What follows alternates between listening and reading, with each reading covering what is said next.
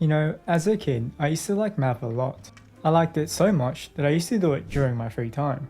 And I was on my way to becoming the Jimmy Neutron, the Phineas and Ferb, the smart characters in TV Very shows. cool. And for consecutive years, like a dog who sticks by its owner, I was loyal to math.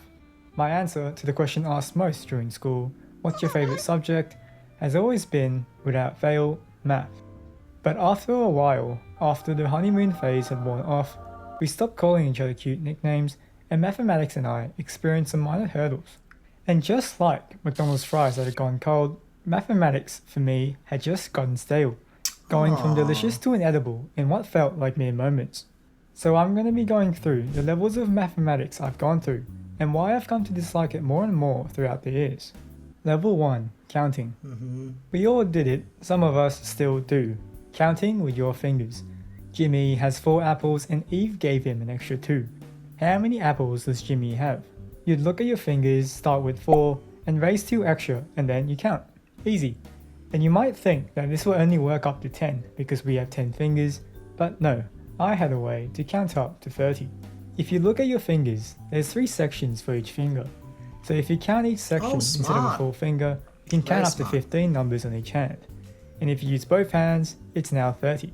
At this level of math, I remember the teacher used to ask questions at school, and after a few seconds of fiddling around with our fingers or what looked like casting a spell, our arms would take off to get picked to answer the question, marking the start of the relationship with math for the most of us.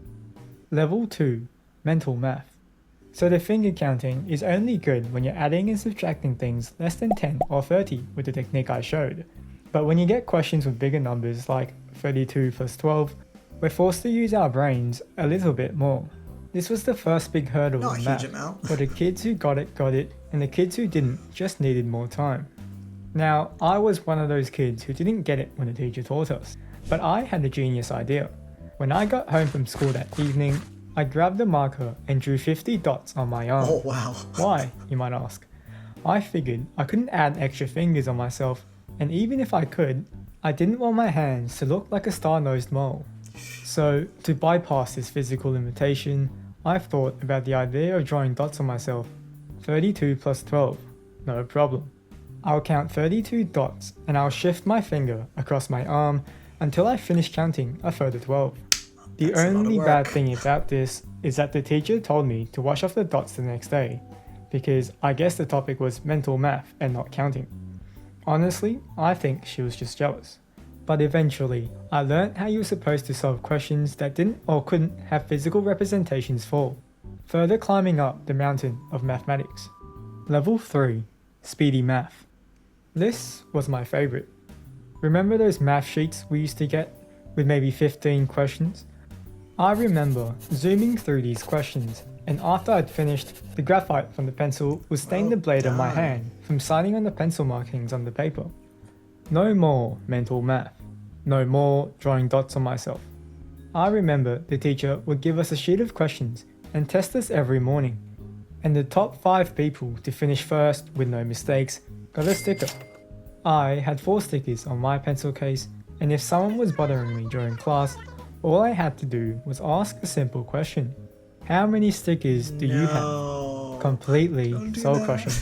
I was responsible for that annoying kid's childhood trauma. Level 4, adding letters. For me, my positive experience with math ends here. Level 4 marks the start of my turbulent relationship with math. My understanding was we have numbers for math and letters for English. That's how it was. But then they started adding random letters in with the numbers. It started off with a couple of letters, X's and Y's. But then math started bringing in more letters, N's, Z's, and an E, which apparently represents a number. Sometimes I'd think I was in an English class because there'll be so many letters, and I'll mistakenly answer vowel for E. But a line was crossed when they added Greek letters, alpha, beta, theta. The Greeks It was now came up apparently with a lot of a language math. class as well. What happened to good old numbers? And I know I shouldn't compare, since comparison is often the thief of joy.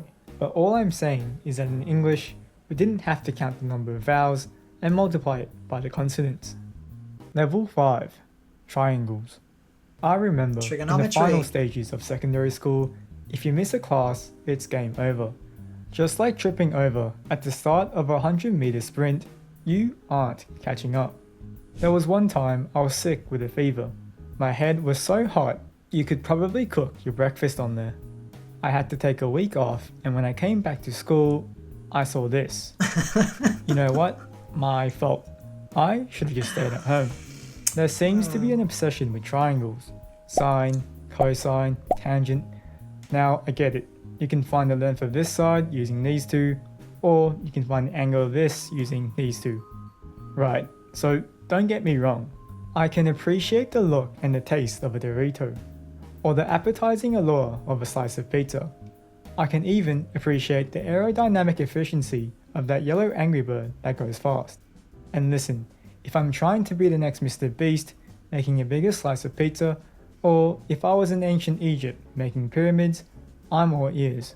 But we're not in ancient Egypt, we're not making pyramids, and I need to cut down my consumption of pizza, not increase it. Level 6, Calculus and above.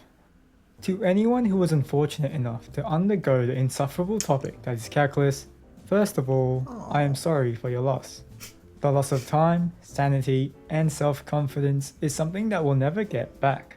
Calculus is seen as a final boss in math, and for a topic that is meant to derive, I feel that I derived nothing but a slight loading for math as a whole, and the only integration it had achieved was that of our collective resentment for math. Calculus taught us to find our limits as we approached a breakdown, and also taught us to never trust titles on YouTube videos. But after reading the comments praising how it helped them with their grades, you sit there questioning if it's a me problem. After countless hours of studying with classical music playing, thinking it will make you smarter, something clicks in your brain, making you feel like a genius for getting a question right. But for the harder questions, you write random letters and numbers, hoping it's right. But if it's one of those extended questions, where a question is based on a previous question, you sit there and accept the fate of a bad grade.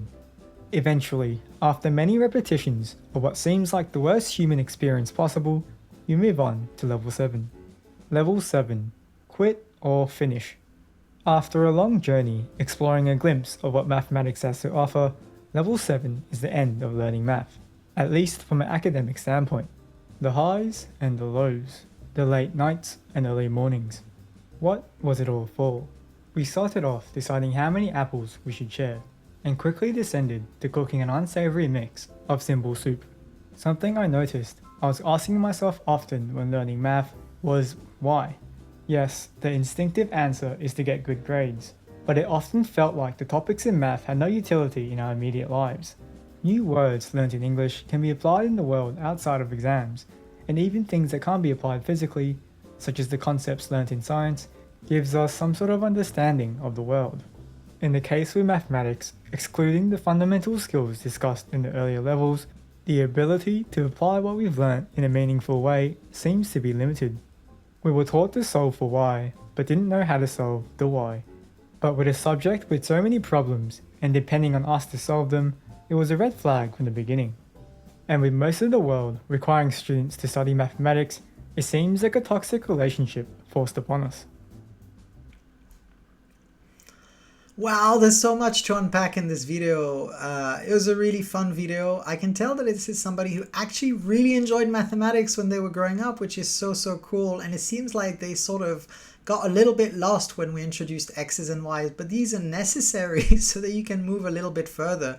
If you do want to stay at a 10-year-old level, that's okay. Like perhaps you'll never need to use anything else in your life. But if you want to do finance, if you want to understand physics, if you want to do coding, if you want to do anything, I think the author of the video said at the end that, you know, none of it was applicable, but all of that is not just applicable, it's essential. Like these are the building blocks of anything meaningful. So when he says that calculus is like the final boss, it's not. Calculus is the beginning of mathematics. So the whole goal is to give that equipment to people so that if they wish to go further in any of the scientific fields, they can. And so I'm so sorry to see that this journey took place for that person. But I think that really, if they'd given it a chance, or if they wanted to be scientifically minded, they could have gone a little bit further with it.